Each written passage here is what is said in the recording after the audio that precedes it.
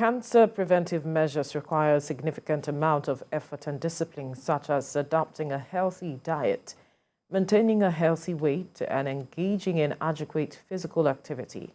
And in this part of the world, adopting a lifestyle that promotes these measures remains a challenge for many. Also, for those who have lived through and survived cancer, they still deal with some issues such as physical, financial, and emotional challenge. Some of them experience pain, fatigue, depression, anxiety, fear of recurrence. As the Cancer Survivorship Month comes to an end, creating awareness on cancer and encouraging support for survivors remain key in the fight against this disease. Joining us in the studio is Timothy Olaonikbekun, a childhood cancer survivor, and he's here with his father, Olumuyiwa Olaonikbekun. Good morning. Thank you for joining us on the program. And let me begin with you, Timothy. Should I say congratulations on the fact that you've been able to come out of this experience, so to speak, but how do you feel right now? Yeah, I want to first of all thank God for being alive. Right. I'm fine. It started when I was 12 years old. I was not feeling too well. It started with shivering, cold, and temperature, and a little bit of loss of weight. Yeah. So it's the administration of drugs. I was getting better with chemotherapy, and it's time. Right now, I'm doing great. I'm very fine now. It's all over. Yeah, it's fine. All over. Right. Let me come to you, his father. I wonder what the experience was, having been told that your child has cancer. How did your family, take it at the time, and how were you able to walk through that period? Yeah, when I reflect back, as far as 2012, actually, it started with all these symptoms of fever, loss of weight. We thought it's the normal malaria, going from one hospital to the other. What sort of fever is this? It was persistent. Yeah. What is the problem of it? We went from one hospital to the other until we got to one of the Catholic hospitals in Abeokuta. The very day he was admitted, he was getting better. Till the last day, he was released as a discharge. That very moment he was about to discharge, he started running temperature. You have to give him a painkiller. We could go home and come back on Monday for checkup. Since then, that every Monday we have to go coming to the hospital. Every Monday. At the time, they had not told you that it was cancer? They've not discovered it. Right. Until when the consultant just came on, they said, look, boy, what is your problem? Today, we must look for what is wrong with you. And he said, she said she would take him to the inner room to check all his body and everything. And she started by checking the cheeks, neck. Before she spotted some lumps. Then he said, we have to take out of one of these lumps to the lab. So came to the lab about maybe under 1 week, the result came that he was having cancer. To me, I thought it's a elderly disease. It's not meant for the children. Right. That is my own belief then. And the doctor was telling me that he has cancer. What is all this cancer all about? So look, we cannot do much here until we refer you to a teaching hospital. That is where they will handle it. Still, I don't feel the pain. Okay, we go to the hospital, the teaching hospital, no problem. When we got to the hospital, that is teaching hospital here in Lagos, the consultant counseled us, was telling us how the journey as regards the cancer. I said, wow, my goodness. First of all, he was telling us, look, one, it involves money. Big money, millions. Then you go to maybe any of your family members who can assist you, Right. your maybe religious members, your schoolmate and everything. You You are didn't know it going was far. going to be difficult. No, As it's going far. Right. How long will I be? Well, just have hope in the Lord. and That moment, I was having only 12,000 with me. 12,000 naira. when you were informed that When I was informed. And by that time he was counseling us, he was sitting by the side of the consultant, shivering, running temperature. I said, God, you must survive this. right, and that's my next question to him, Timothy. Yeah. Did you think that you would survive? Was there any point you felt that you would just give up and allow your parents be? Well, my expression was that I should just be given drug and I should be okay. Right. That was my expression. You should give me drug and I should be okay. And that was my expression. That was my...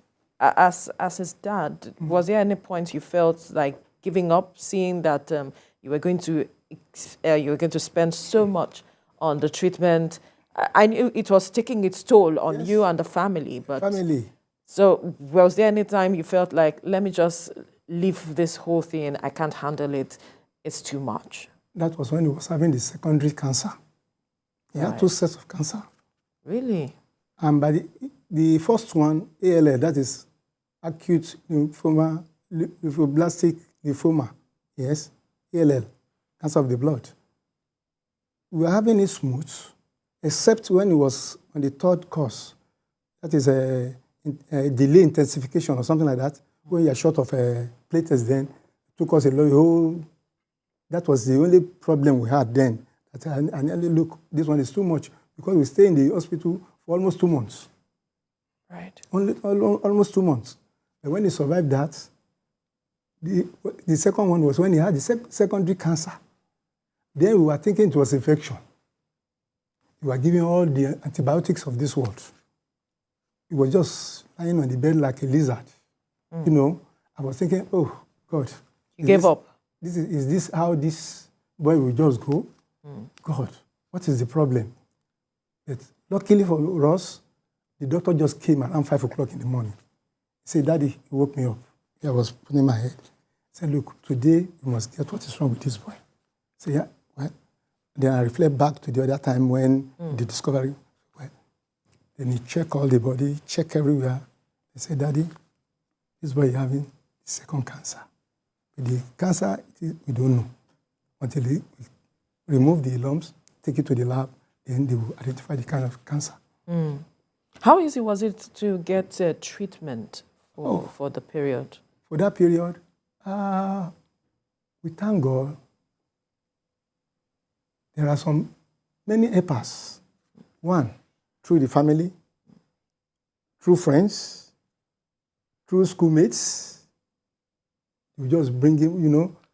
In fact, the first day they broke this news to us, I just phoned a friend. And he has a junior brother who is a medical doctor. They send him money.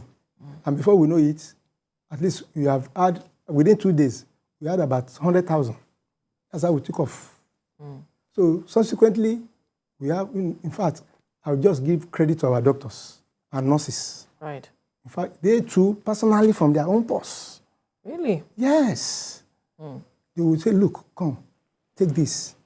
This one is for the medication, because by the time they will give you another drug to go and buy, you don't have any cover with you. You just come to you, because they will read it from your face. It's emotional. Yes. Say, okay, look, I know you are facing social challenges. Don't worry. In 1 hour's time, we'll send you something. And that is why we have some NGOs, like a Lucas Foundation. All right. Now, we do not want to mention some of these NGOs now. We just want to look into the issues exactly, but commendations to them. Okay. Now, the other aspect is the toll it took on your family, because there are some other parents who are going through this period. Yes. Talk to us the strain it brought on your family and how you were able to walk through, by way of encouraging those families who are going through this issue as we speak. Yes. What I would say to them is, one, early detection matter most. So by the time you are having the symptom, persistent symptom, you know, we Nigerians, we have to do things on our own first. We do our own self-medication. Yeah. But when you see that, take the child to the hospital. Let them know what is actually wrong. You might be thinking, yes, you may be thinking it's ordinary fever. It's beyond that. And then by the time they go and they do accurate diagnosis, they detect it, the next thing is to have a good focus, determination. That, well, this is what is wrong with this boy. No, then it's now left for you to know how you connect yourself with help, financial help, so that at least any medication to be administered to the child will be going on and will be going smoothly. Then, at the same time, as the medication is going on, be prayerful, so that any medication administered to him should go down well with his body and do the good work there. When was he cleared of all of these cancers? We finished the last chemotherapy 2018. That is August 2018. We were in Lut for almost 7 years, going and coming, at times to be there. And so 2018, he finished the chemotherapy. We were referred to Ibadan for radio. But we got to Ibadan. By the time they were to start the radio, he did some tests. They could discover that nothing is in the body again. That was 2019, early 2019. So and then we brought the news back to Lut from Ibadan, from UCH Ibadan. And the consultant said, he can now further with his education. Right. So since then, thank God. No more medication, no more chemo. Not taking anything. Right.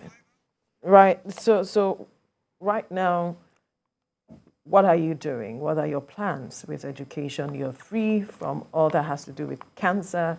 So how has life been with you? Thank God. My education is going smoothly. Right. I'm currently going to school at Federal Polytechnic in Elaro. So I'm studying electrical engineering. So I just want to focus mainly on education now. Did you face any form of discrimination while you go to school? No. Right. That's good. I must say congratulations to you and your family.